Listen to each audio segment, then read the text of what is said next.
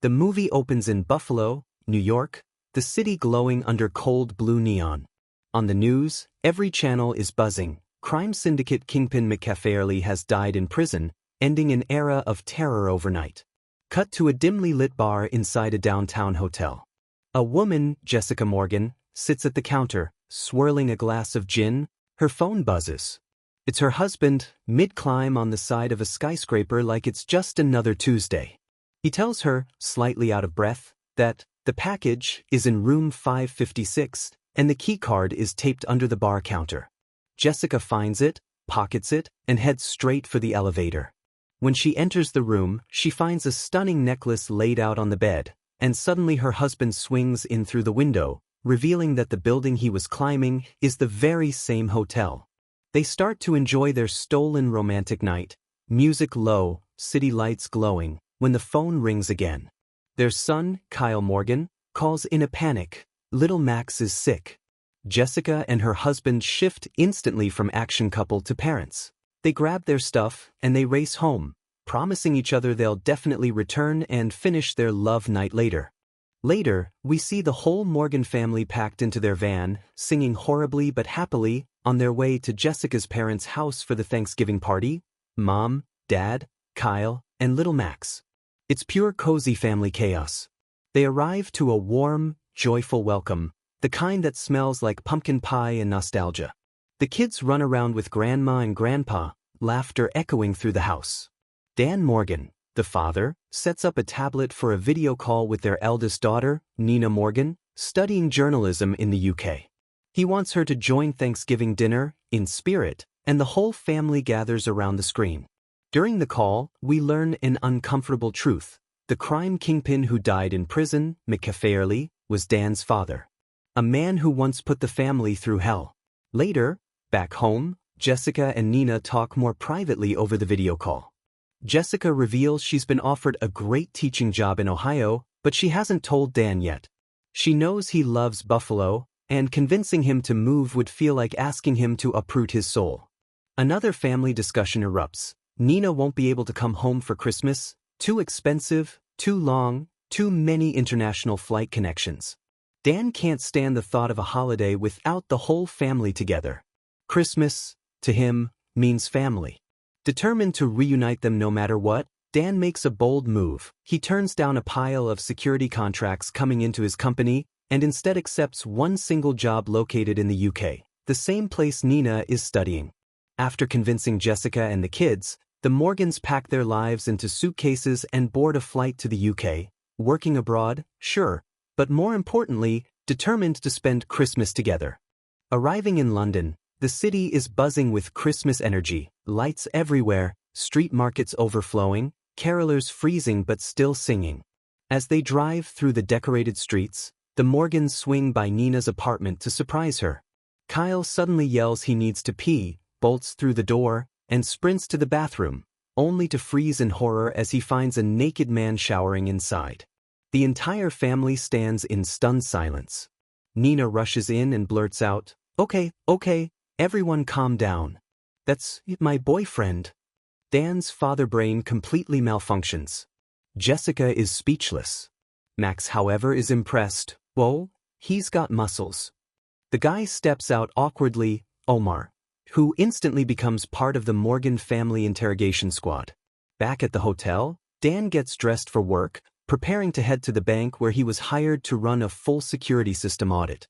He assures Jessica he'll only be gone a few hours, then he'll be back to celebrate Christmas festivities with the family.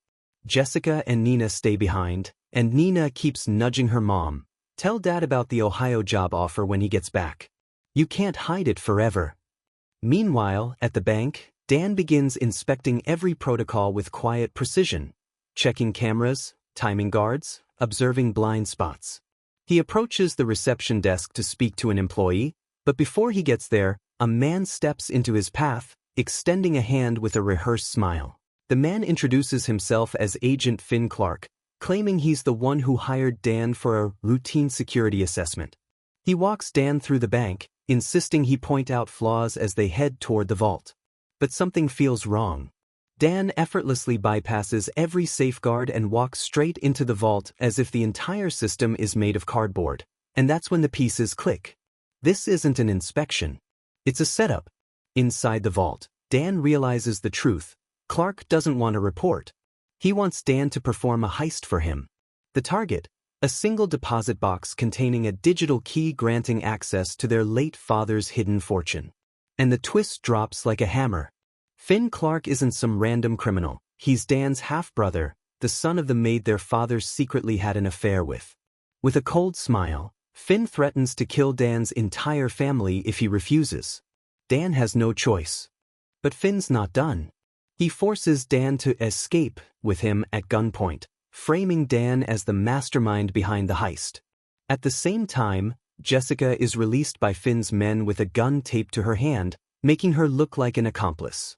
In a matter of minutes, the Morgans become London's most wanted fugitives. Sirens erupt. The streets explode into chaos.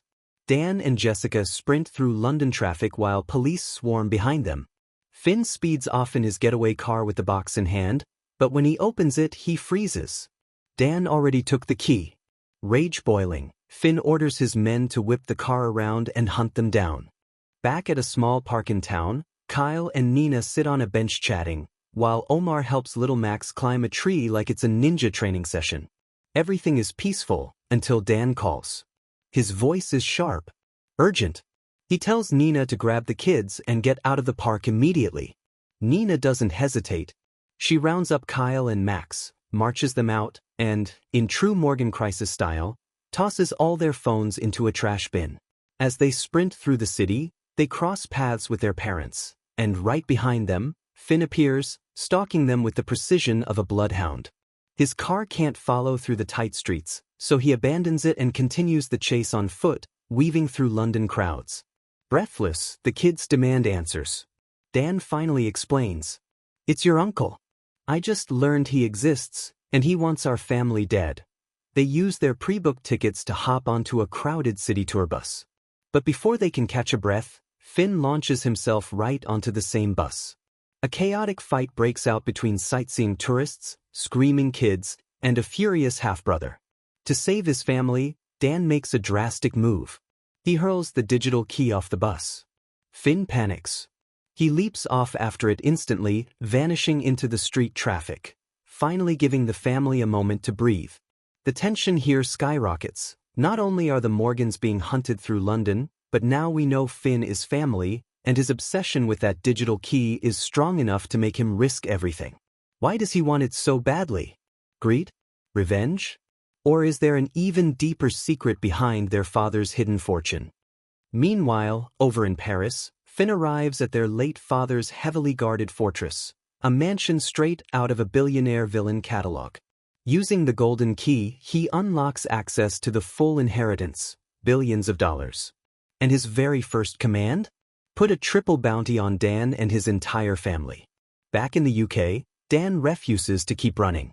He takes a speedboat, loads the family aboard, and blasts across the channel toward France. He knows what he must do now. Finish things with Finn once and for all.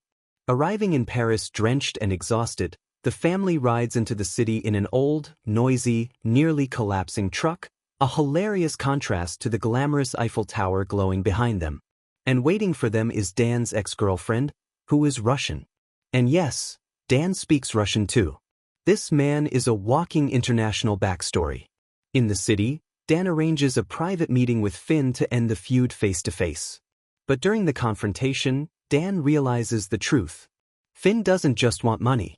He's fueled by decades of resentment, jealousy that Dan got the childhood, the love, and the life he never had, even though both were sons of the same father.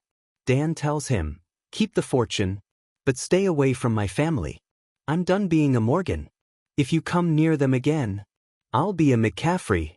Back at Dan's Russian ex's house, she cooks for them, but later sits down with Dan for a drink alone. A drink laced with something that makes his vision blur. Poison. He collapses just as Finn's men storm the property. Barely conscious, Dan can't drive. So teenage Kyle jumps into the old manual car. The problem? Kyle only knows how to drive automatics. Jessica panics and coaches him through every gear shift, grinding metal as they smash out of the garage. Somehow, by pure chaos, luck, and Morgan determination, they escape the attackers and vanish into Paris traffic. The stakes are climbing fast: betrayal from an ex, a jealous half-brother with billions, international henchmen, and the Morgans forced into a desperate escape. The real question now: will Dan stop Finn before Finn wipes out the entire family?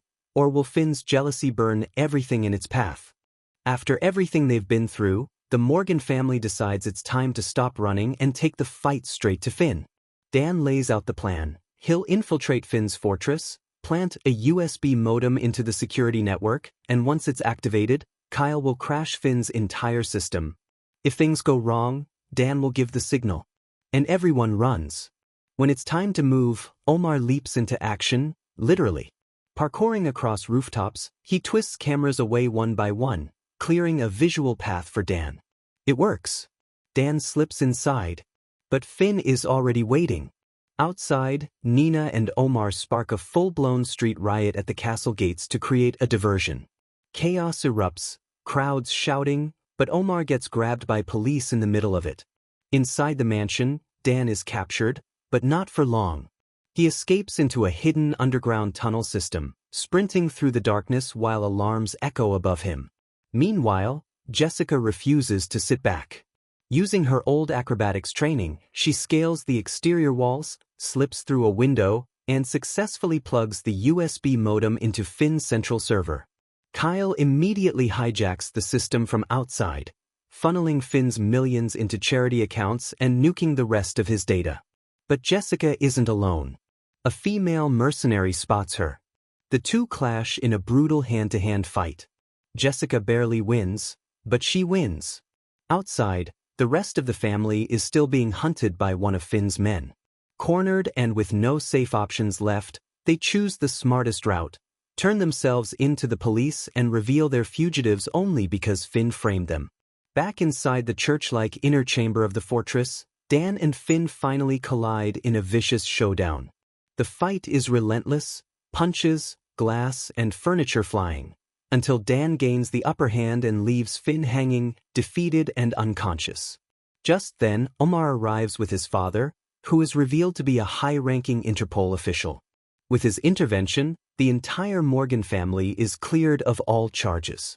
Finn's empire collapses, and the Morgans are finally safe. Thank you for watching. See you next time.